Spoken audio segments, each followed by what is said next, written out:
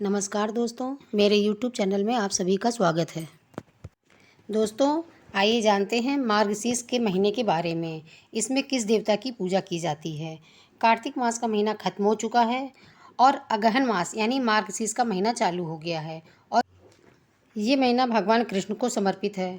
वैसे तो पूरे महीने का अपना अलग महत्व है और हर महीना किसी न किसी देवी देवता को समर्पित है। अगहन महीने का भी अपना एक अलग महत्व है। इस मास को गुप्त रखा गया है, इसलिए इस महीने के महत्व के बारे में किसी को मालूम भी नहीं है। दोस्तों, इस मार्गशीर्ष महीने में भगवान कृष्ण की पूजा करने से 1000 गुना फलों की प्राप्ति होती है।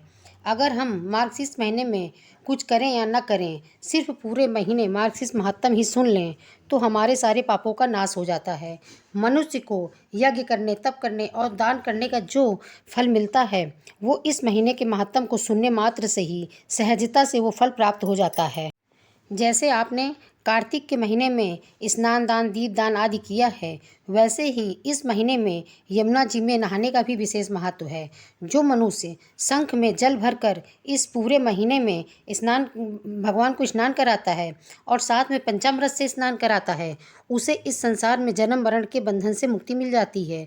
जो मनुष्य शंख में गाय का दूध भरकर भगवान कृष्ण को स्नान कराता है, उसे सभी तीर्थों का फल मिल जाता है। भगवान कहते हैं, जो मनुष्य मुझे स्नान कराते समय शंख की ध्वनि बजाता है, उसके पितरों को स्वर्ग लोक में स्थान मिलता है। भगवान विष्णु कहते हैं कि जो मनुष्य घंटा ध्वनि और शंखनाद करते हुए मुझे स्नान कराता है, वो हजारों वर्षों तक मेरे लोक में वास करता है। जो ओम की ध्वनि करते हुए मेरी पूजा अर्चना करते हैं, वो मनुष्य मोक्ष को प्राप्त हो जाता है और उनके सभी पाप नष्ट हो जाते हैं। इसलिए घंटानाद और शंखनाद करते हुए जो व्यक्ति पूजा पाठ करते हैं, उनके कई जन्मों के पाप नाश हो जाते हैं। मार्गशीर्ष महीने में जो मनुष्य मुझे तुलसी का चंदन अर्पित करता है, वही मेरा प्रिय भक्त है। भगवान कहते हैं, जो मनुष्य मेरी पूजा पाठ नहीं करता है, तुलसी दल अर्पित नहीं करता है, उसके घर में कभी भी लक्ष्मी वास नहीं करती हैं। और जो कोई मेरी पूजा पाठ करता है, तुलसी दल अर्पित करता है, उसके घर में लक्ष्मी जी का सदा वास रहता है। और जो मनुष्य इस महीने में धूप दीप करने का भी अपना अलग महत्व है। विष्णु भगवान कहते हैं कि जो मनुष्य मुझे धूप दीप अर्पित करता है, उस मनुष्य के असंभव कार्य भी संभव हो जाते हैं और उसके सभी कुल तर जाते हैं। और जो मनुष्य कपूर से मेरी आरती करता है, वो मुझ में ही समाहित हो जाता है।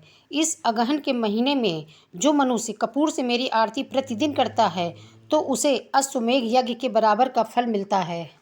जो मनुष्य मार्गशीर्ष महीने में चौराहे पर, मंदिर में, यमुना नदी के किनारे, इन सभी जगहों पर दीपदान करता है, वो समस्त पापों से मुक्त होकर उसे बैकुंठ की प्राप्ति होती है। इस महीने भगवान को भोग लगाने का भी अपना एक अलग महत्व है। जो लोग इस महीने दूध का भोग लगाते हैं या दूध से बनी सभी चीज़ों का भोग लगाते हैं, वो मुझे प्राप्त कर लेता है, अर्थात मैं उसका हो जाता हूँ। भगवान तो सिर्फ श्रद्धा भाव के भूखे हैं। इस महीने में भागवत गीता अवश्य पढ़नी चाहिए और सुननी चाहिए, दूसरों को भी सुनानी चाहिए। भागवत गीता सिर्फ सुनने या पढ़ने मात्र से ही मनुष्य समस्त पापों से मुक्त होकर भगवान की शरण में चला जाता है और उसे मोक्ष की प्राप्ति हो जाती है। अगर आप सभी को मेरी वीडियो अच्छी लगी हो तो लाइक करें, शेयर करें और सब्सक्राइब भी कर लें और कमेंट में जय श्री कृष्ण ज़रूर लिखें।